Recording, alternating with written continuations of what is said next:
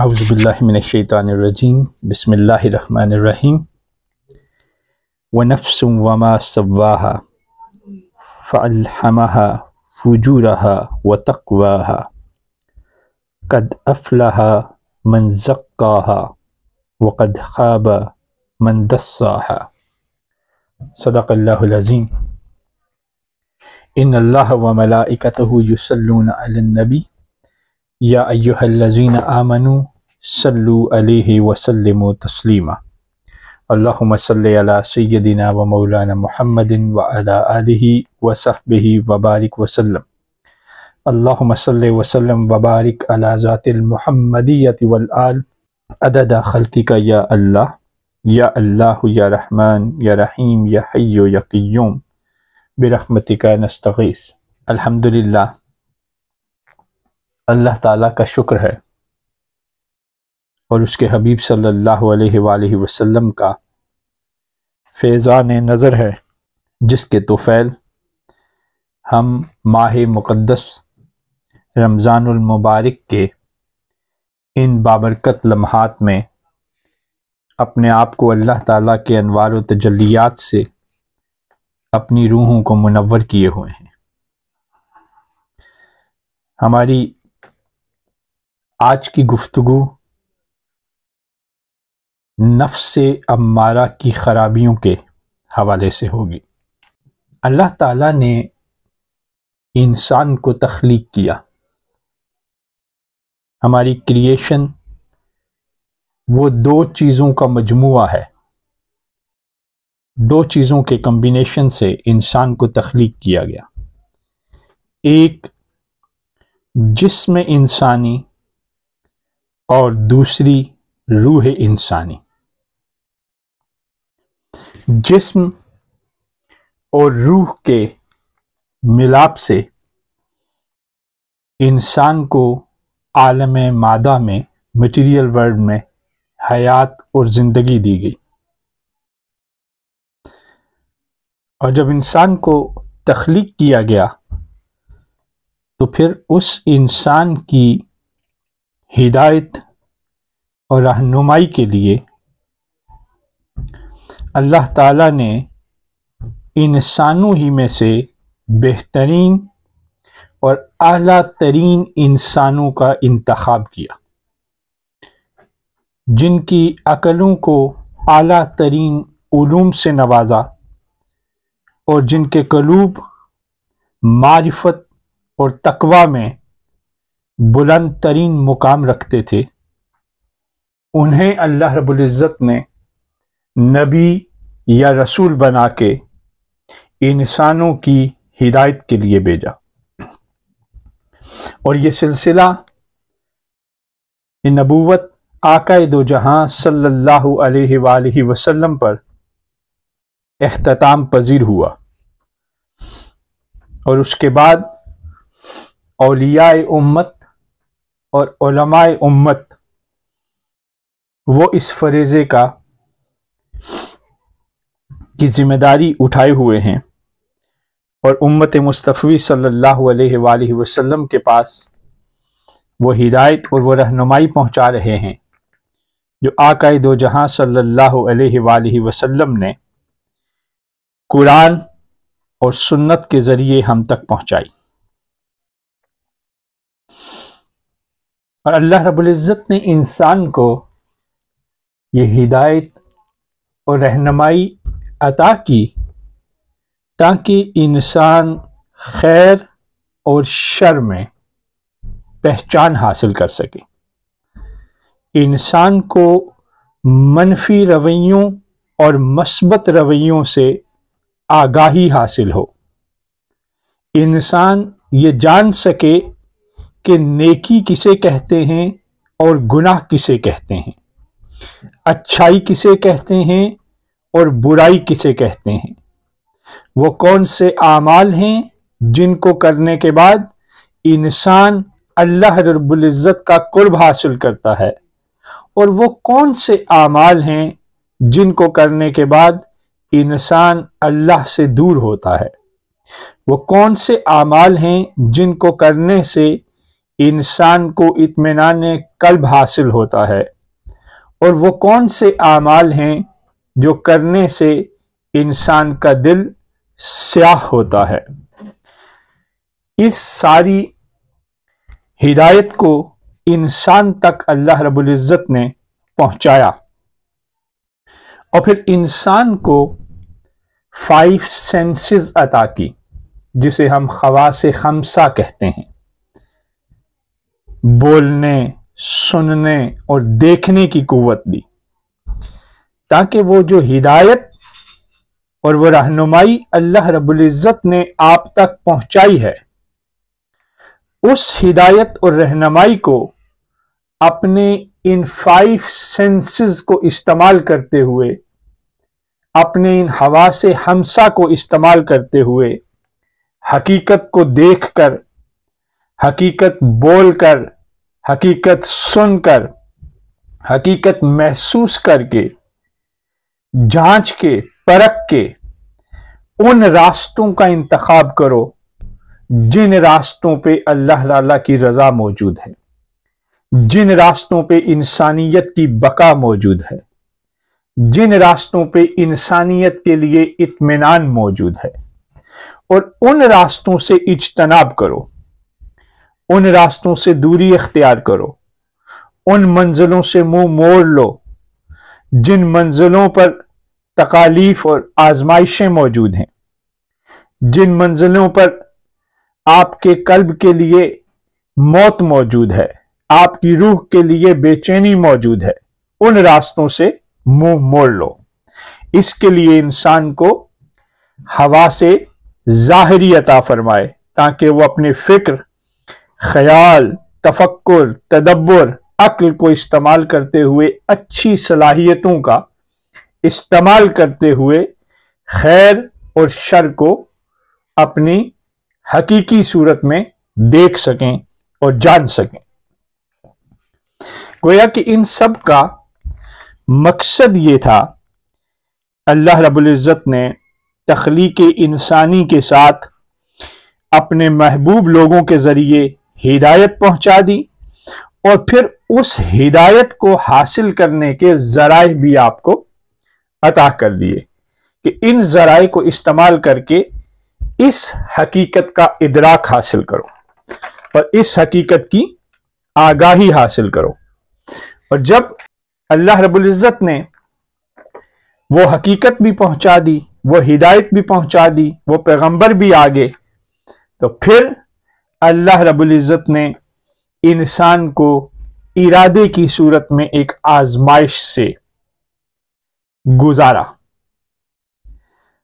اور گزار رہا ہے۔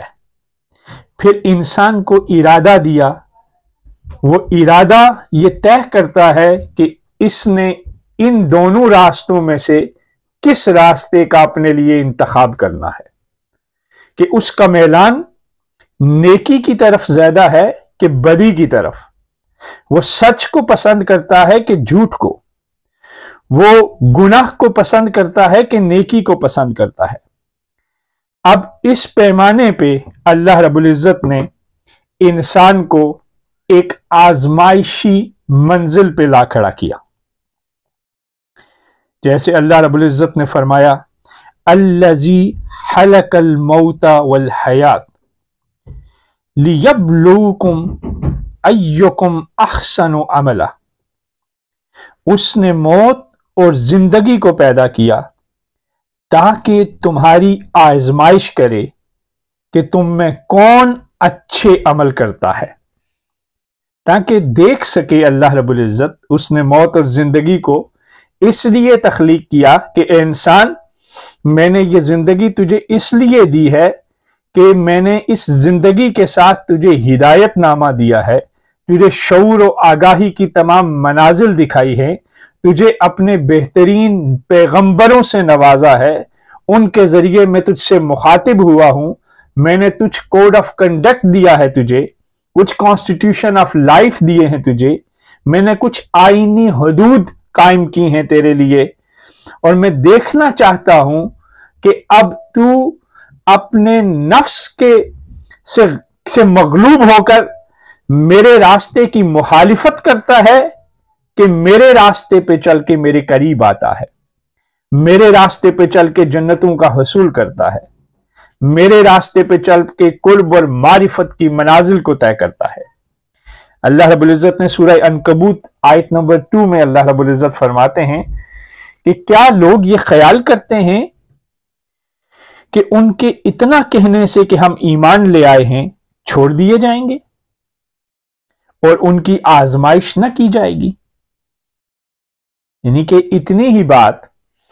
کہ آپ یہ کہہ دیں کہ میں ایمان لے آیا، میں مسلمان ہوں، میں ایمان لے آیا ہوں، اتنا ہی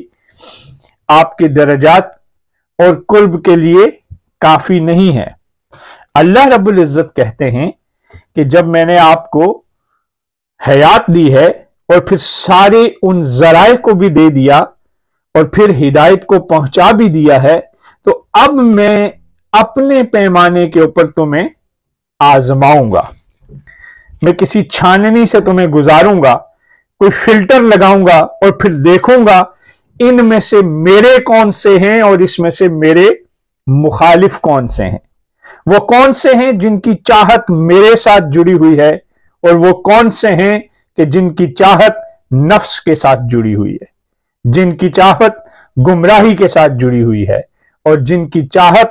شیطان کے ساتھ جڑی ہوئی ہے۔ اس کے لیے اللہ تعالیٰ نے کچھ آزمائشوں سے انسان کو گزارنے کا فیصلہ کیا۔ کہ پہلی آزمائش اللہ رب العزت نے دی حضرت خواجہ حسن بصری رحمت اللہ تعالی علیہ، وہ فرماتے ہیں کہ پہلی آزمائش ان آزمائشوں میں شیطان تھا۔ اور شیطان کیا کرتا ہے کہ شیطان اولاد آدم کو اطاعت و عبادت سے روک کر گناہ کی طرف لے جاتا ہے، گناہ کی طرف راغب کرتا ہے اور انسانوں کی باہم محبت اور مروت کو نفرت میں بدلتا ہے، کینہ اور حسد کے ذریعے انسانوں کو انسانوں سے دور کرتا ہے، وساوس انسان کے دل میں ڈال کے بھائیوں کو بھائیوں سے جدا کرتا ہے، اولادوں کو ماں باپ سے جدا کرتا ہے، ماں باپ کو اولادوں سے دور کرتا ہے، رشتہ داروں کو رشتہ داروں سے قطع تعلق پہ مجبور کرتا ہے، دوست احباب کے درمیان باہر نفرتیں پیدا کرتا ہے۔ گویا پورا ہیومن ریلیشن شپ آرڈر جو ہے اس کو تباہ کرنے کی ذمہ داری شیطان نے لی ہے کہ وہ انسان کے دل میں مختلف وساوس ڈالتا ہے، مختلف خیال ڈالتا ہے، منفی خیالات، جس کو اللہ رب العزت نے کہا الذی یوسوس فی صدور الناس من الجنۃ والناس، وہ وساوس ڈالتے ہیں جو شیاطین میں سے بھی ہیں اور انسانوں میں سے بھی ہیں۔ پہلا ہمارا جو آزمائش ہے وہ شیطان کے ساتھ، اور دوسری آزمائش جو ہے وہ دنیا کے ساتھ ہے۔ یہ دنیا بھی بندہ مومن کے لیے ایک آزمائش ہے۔ یہ دنیا آراستہ ہو کے سج سنور کر اپنی طرف انسان کو مائل کرتی ہے، حرص و ہوس میں مبتلا کر کے انسان کو ہلاکت میں ڈالتی ہے اور اللہ تعالیٰ سے دور کرتی ہے۔ اللہ کے حبیب صلی اللہ علیہ وآلہ وسلم نے ارشاد فرمایا کہ جس نے دنیا سے محبت کی آخرت کا نقصان کیا، اور جس نے آخرت سے محبت کی اس نے دنیا کا نقصان کیا۔ تو فرمایا کہ تم فنا ہونے والی چیز سے باقی رہنے والی چیز کو ترجیح دو، کہ گویا تمہاری پریورٹی آخرت ہونی چاہیے نہ کہ دنیا، اگلی دنیا کو سنوارنا ہے نہ کہ موجودہ دنیا کی حرص اور ہوس میں مبتلا ہونا ہے۔ تو دوسرا دشمن ہمارا یہ دنیا ہے جو انسان کو اپنی طرف راغب کرتی ہے، کھینچتی ہے، اور انسان اس کی محبت میں بھی عبادات سے دور ہوتا ہے، اس کی محبت میں بھی اخلاقیات سے دور ہوتا ہے۔ یہ مال کی ہی محبت ہے جو بھائیوں کو بھائیوں سے لڑا دیتی ہے، یہ بھی مال ہی کی محبت ہے جو بھائیوں کو بہنوں سے جدا کر دیتی ہے، یہ مال ہی کی محبت ہے جو اپنی بیٹیوں کو وراثت دینے سے روک دیتی ہے، یہ مال ہی کی محبت ہے جو انسانوں کے اخلاقی رویوں کا جنازہ نکال دیتی ہے، اور انسان دنیا پہ اتنے فخر میں مبتلا ہو جاتا ہے، اس مال کی اتنی رونق میں مبتلا ہو جاتا ہے، اتنے تکبر میں مبتلا ہو جاتا ہے کہ اس کو خبر ہی نہیں ہوتی کہ اس کے کلام سے، اس کے الفاظ سے، اس کے رویے سے اللہ کی مخلوق کا دل ٹوٹ رہا ہے، اللہ کے بندوں کو تکلیف ہو رہی ہے۔ یہ قابل نفرت لوگ ہیں جو ایسی دنیا کی محبت میں گرفتار ہو کے انسانیت کی تذلیل کا باعث بنتے ہیں۔ تو جو دنیا کے پیچھے گیا، جس نے دنیا کو اپنا امام بنایا، جس نے دنیا سے محبت کی، اس نے انسانیت کی تذلیل کے راستے کی طرف اپنے سفر کا آغاز کر دیا۔ اور تیسری چیز جو آزمائش، تیسری جس سے انسان گزرتا ہے، وہ کون سی آزمائش ہے؟ وہ ہے نفس کی آزمائش۔ نفس کیا کرتا ہے؟ نفس یہ خواہشات و شہوات میں دیوانہ کر کے انسان کو گمراہ کر دیتا ہے۔ اللہ کے حبیب صلی اللہ علیہ وآلہ وسلم نے ارشاد فرمایا کہ تمہارا سب سے بڑا دشمن تمہارا نفس ہے، اور نفس انسان کی طبیعت کو برائی کی طرف راغب کرتا ہے۔ نفس انسان کے اندر نیگیٹو ایٹیٹیوڈ کو پروان چڑھاتا ہے۔ نفس انسان کے اندر دنیا کی محبت پیدا کرتا ہے۔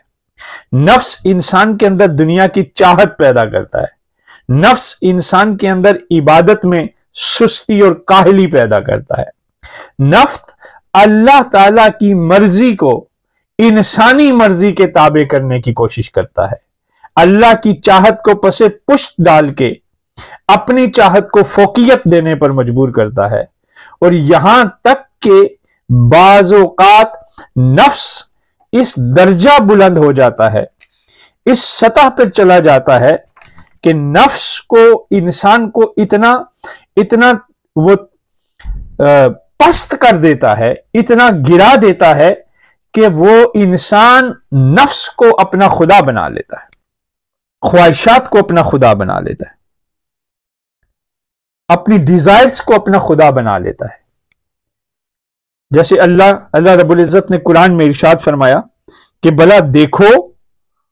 وہ جس نے اپنی خواہش کو اپنا خدا بنا لیا،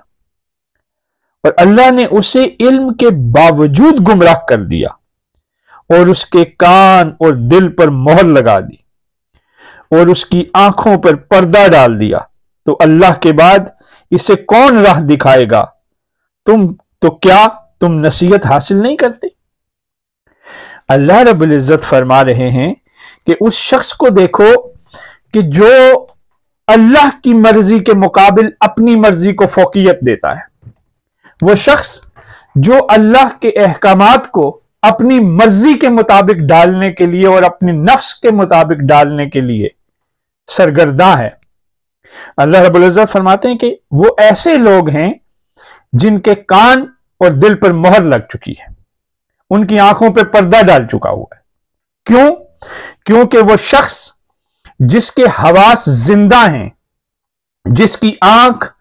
اللہ سے جڑی ہوئی ہے، وہ خیر کی نگاہ ڈالے گا۔ جس کی زبان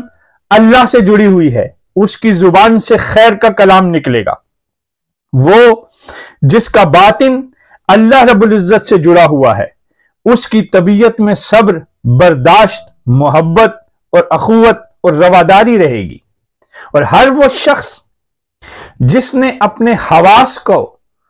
ہدایت کو استعمال کرنے کے بجائے ہدایت کی مخالفت میں استعمال کیا، اس کی زبان جب بولے گی گالی دے گی، اس کی زبان جب بولے گی کسی کا دل توڑے گی، اس کی زبان جب بولے گی کسی کے ساتھ نفرت کا اظہار کرے گی،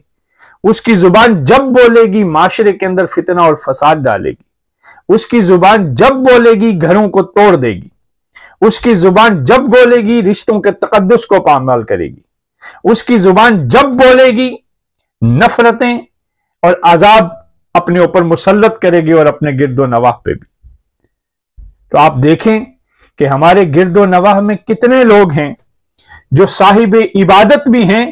مگر ان کی زبانیں درست نہیں ہیں، ان کے اخلاقیات درست نہیں ہیں۔ یہ وہ لوگ ہیں جو عبادت تو کرتے ہیں مگر ہدایت کو اپنے قریب نہیں آنے دیتے۔ یہ روایتاً عبادت کرتے ہیں، حقیقتاً عبادت نہیں کرتے۔ حقیقی عبادت وہ ہوتی ہے جس میں آپ اپنے ظاہر اور باطن کو پورے طریقے سے اللہ کے آگے سرنڈر کر دیتے ہیں، تسلیم اور رضا کے مقام پہ چلے جاتے ہیں۔ تو یہ نفس انسانی، یہ وہ دشمن ہے، اس کا ارادہ ہے کہ انسان کو ذلیل کیا جائے، اس کا ارادہ ہے کہ انسان کو پست کیا جائے، یہ چاہتا ہے کہ انسانوں کو جہنم میں دھکیل دیا جائے، یہ چاہتا ہے کہ گھروں میں لڑائی جھگڑے ہوں، یہ چاہتا ہے کہ اولادیں ماں باپ کی نافرمان ہوں، یہ چاہتا ہے کہ بھائی آپس میں لڑیں، یہ چاہتا ہے کہ عبادتوں کے ذریعے انسان کو سینے میں نور پیدا کرنے سے روکا جائے، یہ چاہتا ہے کہ زبانوں کو ذکر سے دور رکھے، یہ چاہتا ہے کہ آنکھوں کو حیا کے تقاضوں سے دور رکھے، یہ چاہتا ہے کہ سماعتوں کو غلط گفتگو اور غلط احکامات کی طرف لے کے جائے۔ اور اس کے برعکس اللہ چاہتا ہے کہ آپ ظلمت سے نکل کے نور کی طرف آئیں، آپ برائی سے نکل کے اچھائی کی طرف آئیں، آپ گمراہی سے نکل کے ہدایت کی طرف آئیں، ان راستوں سے نکل کر ان راستوں کی طرف چلیں جن راستوں پہ اللہ رب العزت کی محبت موجود ہے، جن راستوں پہ اللہ اور اللہ کے رسول صلی اللہ علیہ وآلہ وسلم کا قرب موجود ہے، اللہ اور اس کے رسول کی چاہت موجود ہے، اور جن کی منتہا قرب پروردگار ہے، جن کی منتہا جنت ہے، جن کی منتہا وہ خوبصورت کائنات ہے جہاں انسان بے حجاب اپنے مالک کا دیدار کرے گا، اپنے خدا کا دیدار کرے گا۔ تو پھر یاد رکھیے کہ نفس انسان کا وہ دشمن ہے جس کا نقصان حقیقت میں شیطان سے بھی زیادہ ہے۔ نفس اتنا بڑا انسان کا دشمن ہے کہ اس کا یہ دراصل شیطان سے بھی بڑا انسان کا دشمن ہے۔ وہ کیسے؟ کیونکہ نفس ہی وہ شے ہے جس نے حقیقتاً شیطان کو بھی راندہ درگاہ کیا تھا۔ شیطان اللہ تعالیٰ کا ایک عابد تھا، اس کے نفس نے، اس کے تکبر نے، اس کی انا نے اللہ کے حکم سے روگردانی کروائی تھی۔ تو یہ نفس اس قدر ذلیل شے ہے کہ یہ شیطان سے بھی بڑی شیطان ہے، کہ یہ وہ ہے جس نے شیطان کو بھی اللہ کی بارگاہ سے اٹھا کے باہر پھینک دیا۔ یہ انسان کو انکاؤنٹیبل ڈیزائرز کی طرف لے کے چلی جاتی ہے، آرزوئیں، خواہش جو گمراہی کی طرف انسان کو لے جائیں، اس کی طرف انسان کو دھکیل دیتی ہے، تاکہ انسان اچھائیوں کی طرف جانے کے بجائے برائیوں کی طرف راغب ہو، تاکہ انسان عبادت کی طرف جانے کے بجائے عبادت سے دوری اختیار کرے اور اللہ اور اس کے رسول صلی اللہ علیہ وآلہ وسلم کو بھلا دے۔ جو اعمال نفس سے مغلوب ہو کر انسان کے اندر پیدا ہوتے ہیں، یہ کسی انسان کو، آپ میں سے کسی کو کیسے پتا چلے گا کہ میں اللہ کے ہدایت یافتہ لوگوں میں سے ہوں، کہ میں نفس کا تابع ہوں، میں اللہ تعالیٰ کے بتائے ہوئے راستے پہ چل رہا ہوں، کہ میں اللہ رب العزت کی مخالفت میں چل رہا ہوں؟ آپ کو کیسے پتا چلے گا؟ وہ آپ کو ایسے پتا چلے گا جب آپ آنکھیں بند کر کے اپنے رویے کو دیکھیں گے، آنکھیں بند کر کے اپنے بیہیویئر کو دیکھیں گے، اپنے لوگوں کے ساتھ کمیونیکیشن کو دیکھیں گے۔ ہر نفس پرست باہم نفرتیں بانٹتا ہے، ہر نفس پرست غرور و تکبر میں مبتلا ہوتا ہے، ہر نفس پرست جھوٹ کا سہارا لیتا ہے، نفس پرست چغلی کے ذریعے انسانوں کو انسانوں سے دور کر دیتا ہے، ہر نفس پرست غیبت کے ذریعے لوگوں کے اندر دراڑیں ڈالتا ہے، ہر نفس پرست والدین کی نافرمانی کرتا ہے، نفس پرست زندگی میں دھوکہ دہی سے کام لیتا ہے۔ تو اگر آپ کی زبان کے شر سے آپ کا بھائی محفوظ نہیں ہے، آپ کی زبان کے شر سے آپ کی بہن محفوظ نہیں ہے، آپ کی زبان کے شر سے آپ کے ماں باپ محفوظ نہیں ہے، آپ کی زبان کے شر سے آپ کے دوست محفوظ نہیں ہیں، آپ غیبت کے رسیاں ہیں، آپ چغلیاں کرتے ہیں، جھوٹ کو آپ پسند کرتے ہیں، تو یقیناً آپ نفس کے راستے پہ چل رہے ہیں۔ آپ کا نفس آپ کی روح پر غالب ہے، اور اس کے برعکس اگر راستے پہ چل رہے ہیں تو یقیناً ہدایت یافتہ راستے پہ چل رہے ہیں، اچھے راستے پہ چل رہے ہیں، اور وہ راستہ ہے جس سے گزر کر آپ اللہ رب العزت کی بارگاہ میں کامیابی کے ساتھ پیش ہوں گے۔ اور نفس جو ہے، اس میں سب سے جو برا نفس ہے اسے نفس امارہ کہا جاتا ہے۔ یہ انسان کے اندر یہی بیماریاں، خود غرضی، تکبر، دل کی سختی، دوسروں پر ظلم، ناشکری، خواہشات کو فوقیت دینا، بخل، حسد، غصہ، سستی، کاہلی اور حماقت کا اظہار یعنی بے وقوفیاں کرنا زندگی کے اندر، یہ نفس انسان کو ان اشیاء کی طرف دھکا دیتا ہے کہ اس طرح کے اعمال سے اپنے آپ کو تباہی کی طرف لے جاؤ، اور بعض اوقات بہت خوبصورت انداز سے ڈیکوریٹ کر کے انسان کے سامنے ان اعمال کو پیش کرتا ہے کہ انسان کو خبر ہی نہیں ہوتی کہ وہ انسانوں پہ ظلم کر رہا ہے، انسان کو خبر ہی نہیں ہوتی کہ وہ انسانوں کو تکلیف دے رہا ہے۔ کیوں؟ اس لیے کہ جیسے ہم نے قرآن میں پڑھا کہ اس لیے کہ اس کی آنکھوں پہ مہریں لگ چکی، اس کے دلوں پہ مہر لگ چکی ہے، وہ اب اچھائی اور برائی کی پہچان کو کھو چکا ہے۔ وہ جسے اچھا سمجھتا ہے وہ اس کے نفس کی خواہش ہے، وہ جسے اچھا سمجھتا ہے وہ اس کی اس راستے پہ چلنے کی اور پست راستے پہ چلنے کی روش ہے جس کے ذریعے وہ خدا کی بغاوت کر رہا ہے۔ یہ کن لوگوں کے راستے ہیں؟ یہ وہ راستے ہیں جو نفس امارہ کی طرف لے کے جاتے ہیں، اور اللہ رب العزت نے بھی فرمایا اِنَّا نَفْسَ الْأَمَّارَةُ بِالسُّوءِ، بے شک نفس تو برائی کا بڑا حکم دینے والا ہے، اور اس سے بچا کون سکتا ہے؟ صرف اللہ رب العزت کی ذات۔ اور اللہ کے حبیب صلی اللہ علیہ وآلہ وسلم نے فرمایا افضل الجہاد جہاد النفس، سب سے بہتر جہاد جہاد نفس ہے۔ تو اس لیے ہم جس ماہ مقدس رمضان المبارک میں موجود ہیں، یہ مبارک مہینہ ہم سے تقاضا کرتا ہے، یہ مبارک مہینہ ہمیں آگاہی عطا کرتا ہے، یہ مبارک مہینہ ہمیں شعور عطا کرتا ہے کہ اے اہل ایمان، اللہ کے خوف کو دل میں جگہ دو، تقوی کو دل میں جگہ دو۔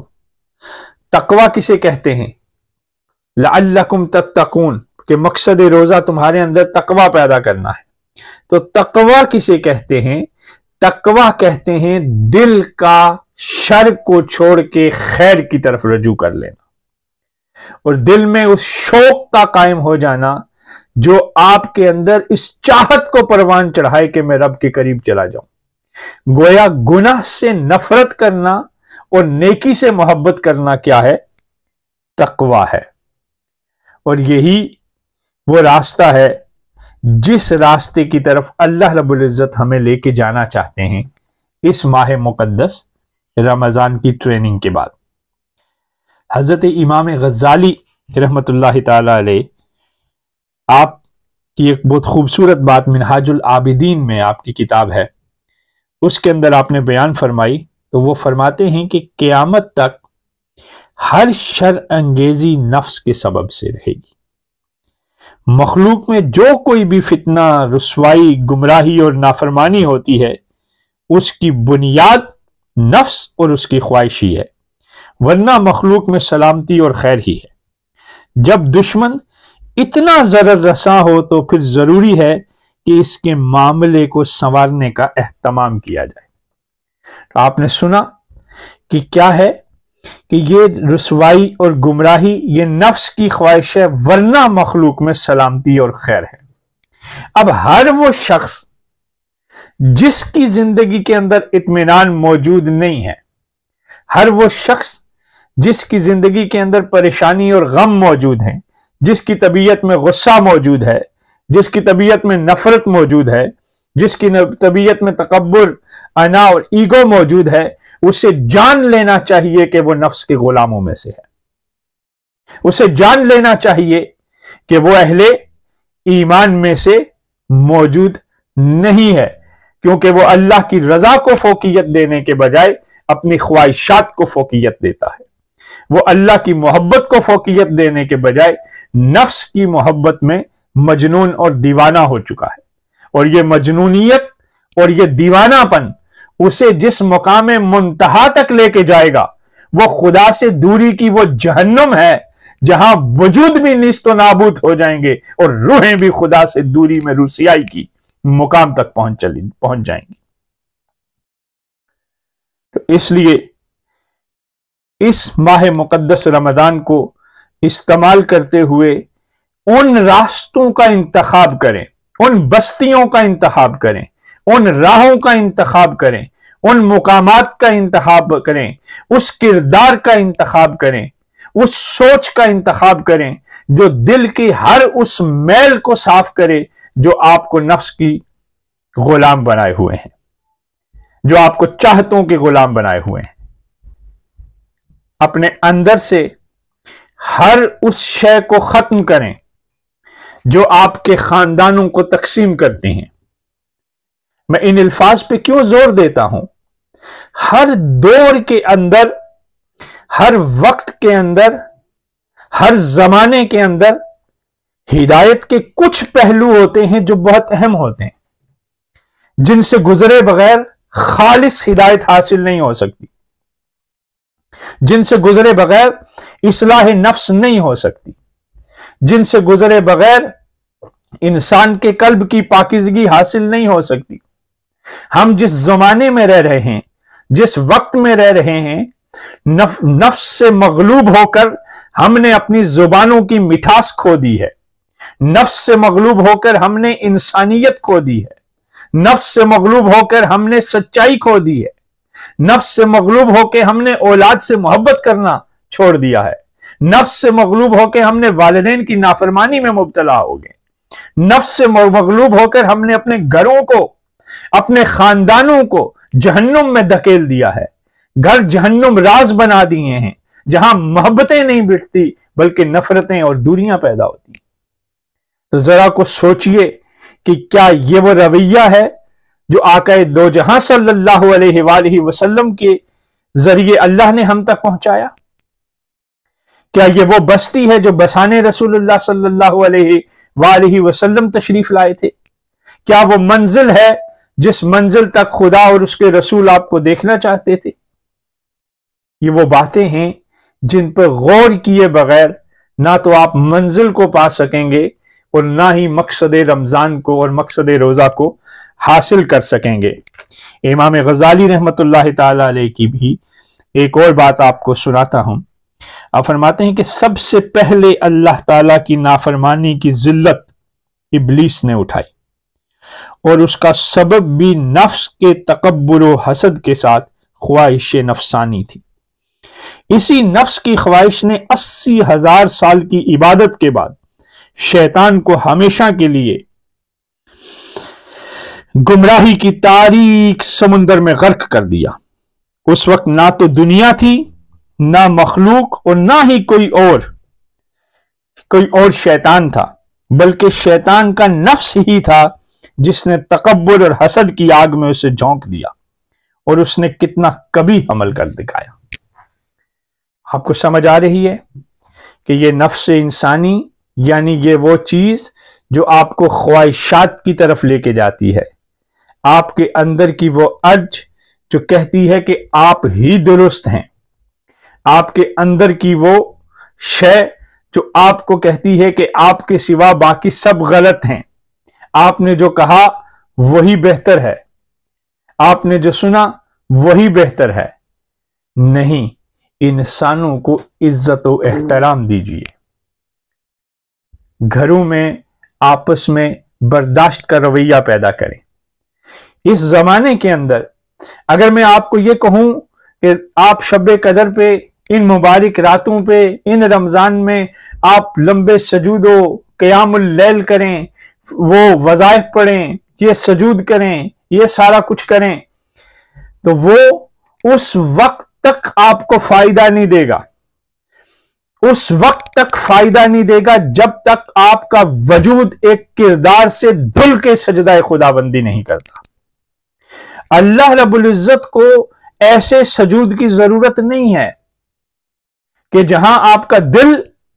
اور آپ کا دماغ سکون سے دور ہو کے فقط روایتی سجدوں میں مبتلا ہو جائے۔ اگر آپ کا رویہ آپ کے بھائی کے ساتھ درست نہیں ہے تو آپ کے سجدوں کی اللہ کو ضرورت نہیں ہے۔ آپ کا رویہ ماں باپ کے ساتھ درست نہیں ہے، اللہ کو آپ کی اولاد کی ضرورت نہیں ہے۔ آپ کا رویہ گھر والوں کے ساتھ درست نہیں ہے، آپ کے نوافل آپ کو کچھ نہیں دے سکتے۔ یہ نوافل، یہ سجدے، یہ لمبے سجدے اس ایک سجدے پہ قربان ہو جائیں گے جہاں آپ نفس سے مطمئنہ کے ساتھ خدا کے حضور جھکیں گے۔ یا ایتھا النفس المطمئنہ، اللہ کو ایسے سجدوں کی ضرورت نہیں ہے کہ یہاں پہ اس سے لڑو، اس سے لڑو، ادھر بولو، اس کا دل توڑو، اس کا دل توڑو، اور اس کے بعد کہو اب میں لمبی تراویحاں پڑھنے جا رہا ہوں، اب میں لمبے نوافل پڑھنے جا رہا ہوں۔ خدا کو اس کی ضرورت نہیں ہے۔ اس بے چین دل کے ساتھ تمہاری عبادتیں تمہیں کچھ نہیں دیں گی، اس بے چین دل کے ساتھ تمہارے اذکار تمہیں کچھ نہیں دیں گے۔ ہاں، وہ ایک سجدہ جسے تو گراں سمجھتا ہے، ہزار سجدوں سے دیتا ہے آدمی کو نجات۔ وہ ایک سجدہ جو ماں کے احترام کے بعد تم کرو گے، وہ ایک سجدہ جو اولاد سے محبت کے بعد تم کرو گے، وہ ایک سجدہ جس میں تم دیکھو گے میرے بھائی کی ضرورت پوری ہے کہ نہیں، وہ ایک سجدہ جس میں تم اپنے احباب کی عزت و توقیر کرو گے، وہ ایک سجدہ جو تم اپنے خاندان، اپنے دوست احباب کے ساتھ اچھے رویے کے بعد خدا کے حضور حاضر ہوگا۔ جب یہاں تمہارا سر زمین پہ لگے گا، وہاں تجلیات الہی اللہ کی اس آسمانی کائنات سے بڑھ بڑھ کے تمہارے سینوں کے اوپر اترے گی، نور سے آپ کے سینے منور ہو جائیں گے، اللہ کی محبت سے آپ کے دل شاد ہو جائیں گے۔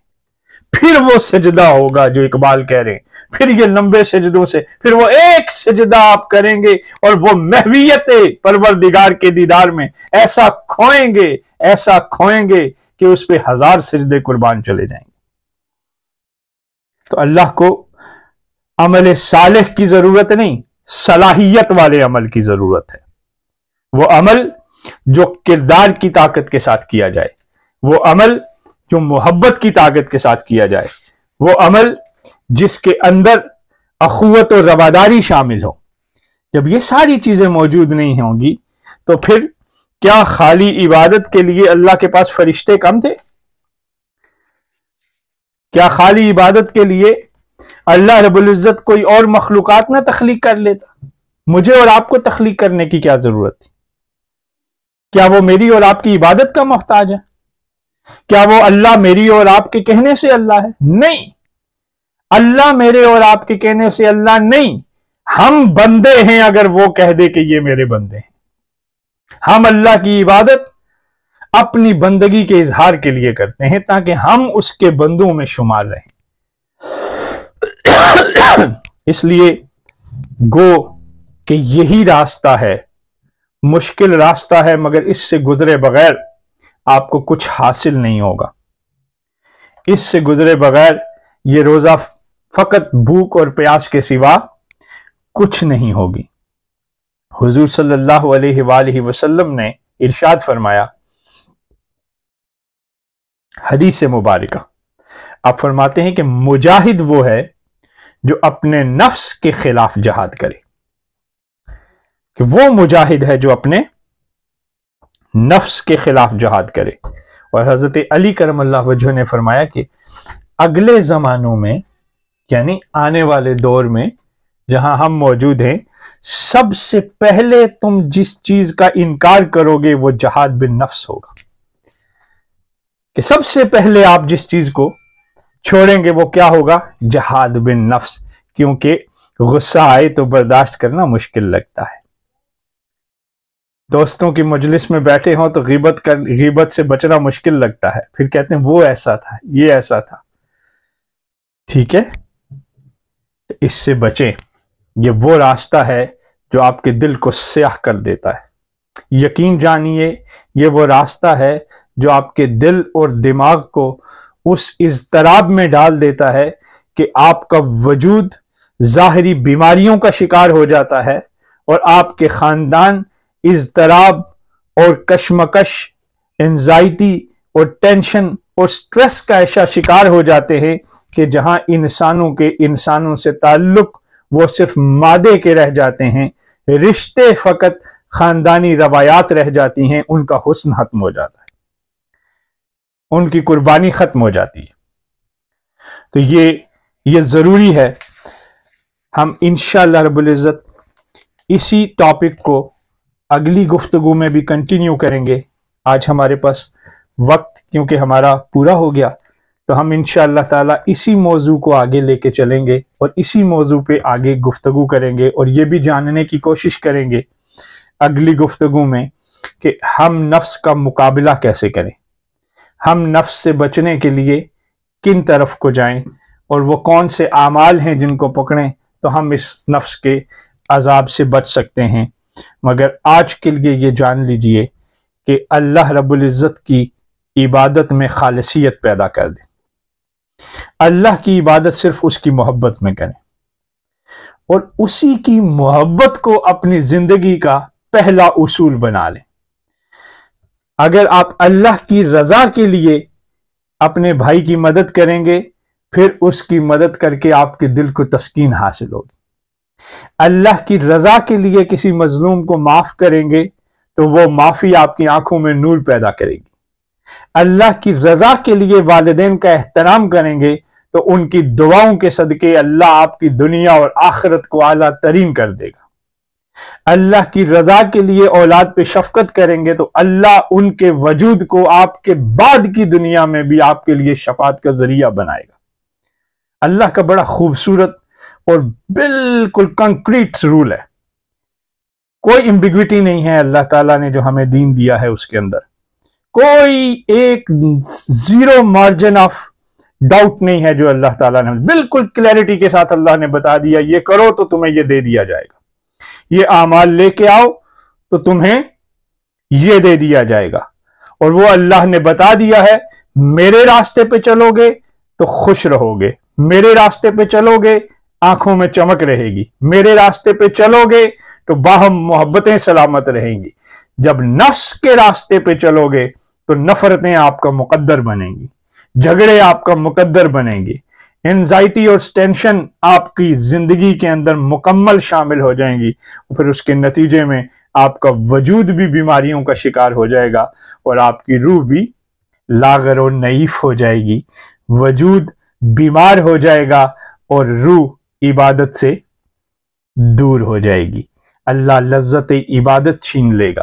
اور بالآخر اگر اللہ نہ کرے اس مقام پہ پہنچ گئے جہاں نفس نے آپ کو اندھا اور بہرا کر دیا تو پھر ہدایت کی منزلوں سے ہی دور ہو جائیں گے۔ لہٰذا ضروری ہے کہ نفس کے مقابلے میں اللہ کی رضا کو فوقیت دی جائے، نفس کے مقابلے میں اللہ کی محبت اور اس کے امر کو فوقیت دی جائے۔ یہ چھوٹے چھوٹے اعمال اپنی زندگی میں کریں۔ اگر کسی دن غصہ آئے، کچھ لمحے کے لیے ذرا اس غصے کو ایک لمحہ پی کے دیکھیے گا، اس دن جواب نہ دیں اس غصے کا، آپ کی طبیعت کے خلاف کسی نے کوئی بات کی ہے تو کچھ لمحے سکون کر کے ایک دن پریکٹس کریں اس کو، آپ کہ آپ کو غصہ آیا ہے،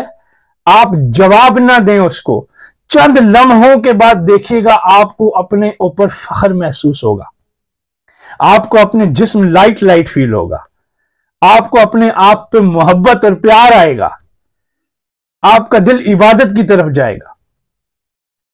کوئی ایسے رویوں کو ایک لمحے کے لیے ذرا ان کا مقابلہ کر کے دیکھیں، تو پھر دیکھیں کہ اللہ رب العزت آپ کے لیے خیر کی کن کن کن راہوں کو کھولتا ہے۔ تو یاد رکھیے گا، اخلاق کے حسن کے بغیر عبادتیں نتیجہ پیدا نہیں کرتی۔ اخلاق کے حسن کے بغیر عبادتیں انسان کے چہرے کے اوپر نور نہیں لے کے آتی۔ اخلاق کے حسن کے بغیر عبادتیں نجات تو دلا دیں گی مگر قرب پروردگار کی طرف نہیں لے کے جائیں گی، آپ کو اللہ کا اچھا انسان نہیں بنائیں گی، آپ کو اہل محبت میں شامل نہیں کریں گی۔ اس کے لیے ضروری ہے کہ اپنے نفس پہ ایک کلہاڑا مارا جائے اور محبت کی وادیوں کی طرف جایا جائے۔ جیسے موسیٰ علیہ السلام نے اللہ سے پوچھا، اللہ تیرے پاس آنے کا راستہ کیا ہے؟ ارشاد کیا اللہ رب العزت نے، موسیٰ پہلا قدم تو اپنے نفس پہ رکھ، دوسرا میرے قرب میں ہوگا۔ تو آج کی گفتگو کا اب تک یہی میسج ہے کہ اپنا ایک قدم اپنے نفس کے اوپر رکھیں تاکہ آپ کا دوسرا قدم اللہ کے قرب اور اس کی معرفت کی طرف جائے۔ اللہ رب العزت ہم سب کے لیے خیر کی راہوں کو آسان فرمائے۔ اللہ رب العزت ہم سب کو ہر اس مقام، ہر اس جگہ، ہر اس سنگت سے دور رکھے جہاں اللہ اور اس کے حبیب صلی اللہ علیہ وآلہ وسلم کی ناراضی ہے، اور اللہ ہمیں اس ہر مقام، ہر اس جگہ، ہر اس سنگت میں لے جائے جہاں اس کے انوار و تجلیات اترتے ہیں، جہاں اس کی محبتیں اترتی ہیں، جہاں اس کی معرفت اور اس کے قرب اور اس کی تجلیات اترتی ہیں۔ باری الہ ہم سب کی خیر فرمائے۔ اللہم صلی علی سیدنا و مولانا محمد وعلی آلہ